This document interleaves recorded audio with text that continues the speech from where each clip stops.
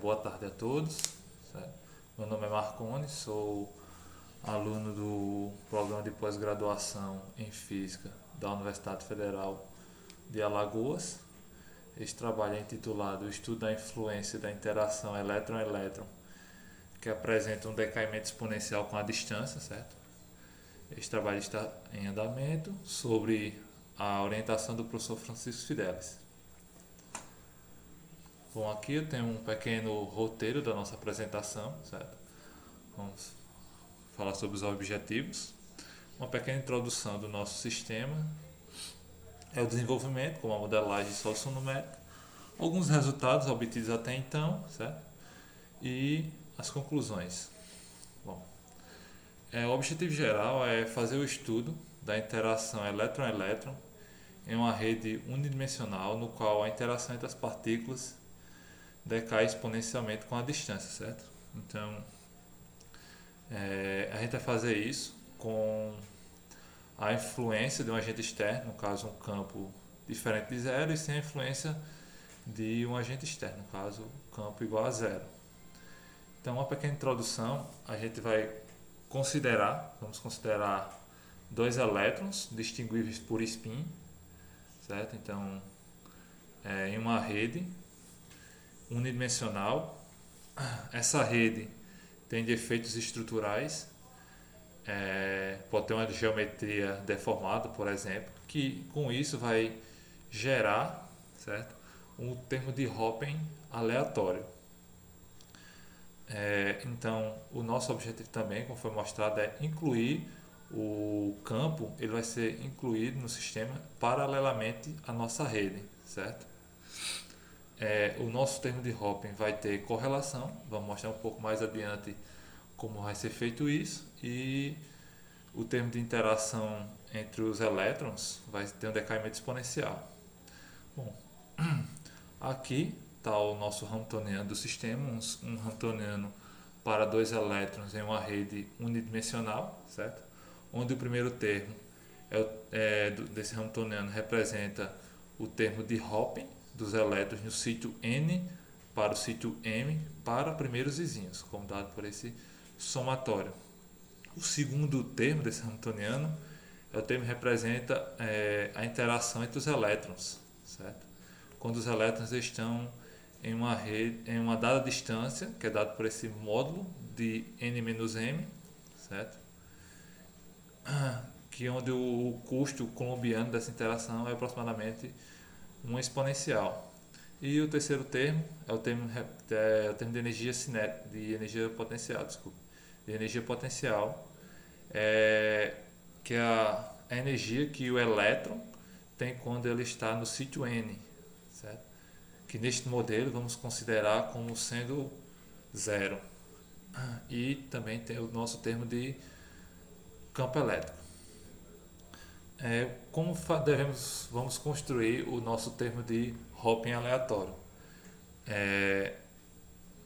Essa aleatoriedade pode ter correlações de longo alcance, certo? Então a gente faz isso gerando uma série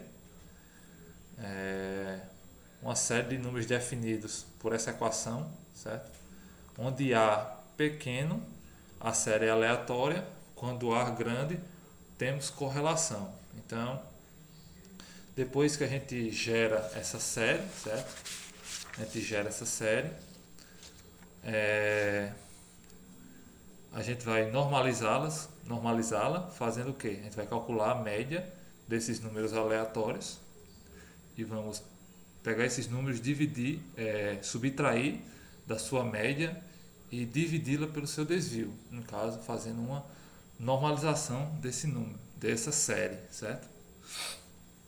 E utilizando essa série normalizada, no nosso termo de Hoppen, que é dado por essa equação 4 aqui, a gente faz um deslocamento nela, usando o termo da tangente hiperbólica. No caso, essa equação 4, ela vai manter as propriedades dessa série, a diferença é que vai restringir a números positivos, certo? Então, como vamos fazer para resolver esse sistema? Vamos expandir a nossa função de onda dependente do tempo nesta base, ok? onde a gente vai usar a equação de Schrödinger, certo? No caso, vamos tomar essa equação a de 5, substituir em 6 e fazer uso do nosso Hamiltoniano, equação 1, e vamos chegar nesse sistema de equações, no caso, um sistema de n quadrado de equações que representa a dinâmica do estado quântico dos dois elétrons, certo? Então, para resolver esse sistema de equações, vamos usar a expansão em série de Taylor do operador de evolução temporal, certo? Onde ele é dado por essa relação exponencial de menos IH delta T sobre H cortado. No caso, é dado por 1 mais essa série, certo? Onde N0 é o nosso número de termos que queremos utilizar da série. Então, basicamente, a gente vai fazer o quê? Vai aplicar as potências de H no estado inicial, no caso, πc para t igual a zero. Queremos a função de onda em um determinado tempo ΔT, aplicaremos a expansão em série de Taylor do operador de evolução temporal no estado inicial πc de t igual a zero. Bom, os resultados obtidos até então, certo? Aqui a gente traçou a densidade de estados, certo? Para uma pequena amostra do nosso sistema para 80 sítios, certo? Onde tomamos o igual a zero e o nosso parâmetro de correlação sendo pequeno, no caso A igual a 1, e um sendo parâmetro de correlação alto, no caso A igual a 100. Aqui tem o espectro de energias permitidas, no caso para ambos os casos aqui são bem semelhantes, a única diferença aqui é a diminuição da singularidade para E igual a zero. Bom, se a gente adicionarmos interação entre os elétrons, como U igual a 4, a gente também vai utilizar esse parâmetro DU, certo? Que é o parâmetro de decaimento da exponencial, certo? Então, para U igual a 4, a gente vai ter o aparecimento, como podemos ver aqui, ó, o aparecimento de uma subbanda, que é a subbanda de estados ligados, certo? E esse decaimento DU igual a 1 é um decaimento lento, certo? Quando aumentamos o DU, no caso tomamos DU igual a 10, por exemplo aqui, a gente tem interação local entre os elétrons, certo? Então, podemos ver aqui um aparecimento de uma subbanda de estados ligados. Se aumentarmos esse valor de U, podemos perceber, né, tomando U igual a 12 e mantendo os outros parâmetros iguais, padronizados, podemos perceber que a subbanda ela se desprende da banda principal. Essa subbanda de estados ligados ela desprende da banda principal e ela começa exatamente no mesmo valor da interação colombiana. U igual a 8 ela começa aqui, ó, em mais ou menos E igual a 8, certo?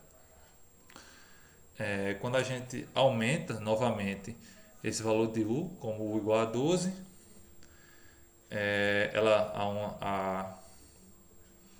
a subbanda ela começa no valor dessa interação, no caso é igual a 12, e à medida que a gente vai aumentando esse decaimento, ela vai sendo comprimida, certo?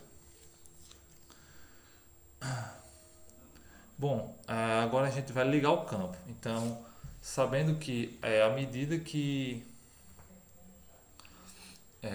quando a gente adiciona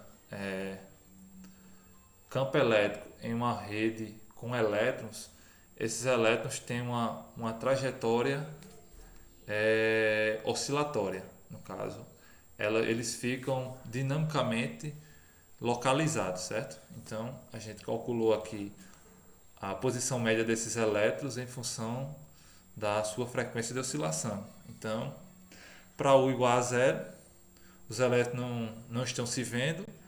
Com isso, os elétrons sentem o campo de forma independente. Então, basicamente, o problema vai ser o problema de um elétron, né, com o campo. onde o elétron fica localizado em uma região da cadeia e ele oscila dentro dessa região com frequência ômega igual a F. No caso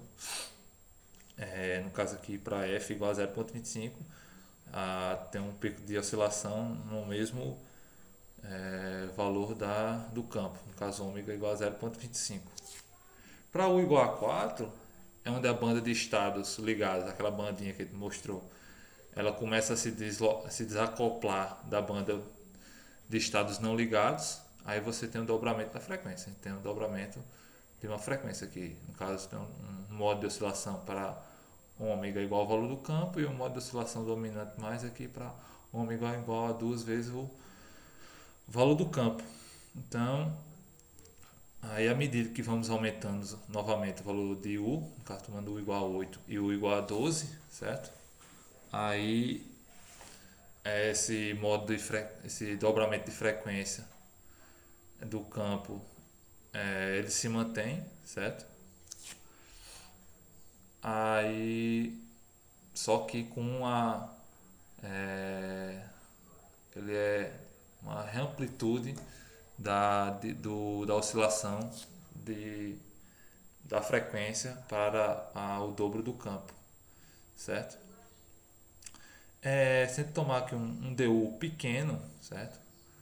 Um decaimento lá da exponencial sendo pequeno, o dobramento da frequência ele é mantido, certo? Só que, certo? Aqui é o dobramento para o valor do campo, para 2 vezes o valor do campo, certo? Só que à medida que vamos aumentando o valor de U, essa amplitude de oscilação ela vai diminuindo. O mesmo acontece, certo? Para DU igual a 2. Caso mantemos aqui a dobramento de frequência, só que a amplitude da frequência duplicada ela vai diminuindo com a medida que vamos aumentando o valor de U. Então, algumas conclusões é que a gente verificou que na presença de interação entre os elétrons, certo? A subbanda de estados é formada inicialmente se destacando da banda principal para U igual a 8, sendo também observada para U igual a 12. E também que quando adicionamos campos, a dinâmica do sistema sobre a ação do campo, a interação entre as partículas promove um movimento coerente, né, entre os elétrons, resultando no surgimento de modos de oscilação com frequência dobrada. E isso é só e obrigado.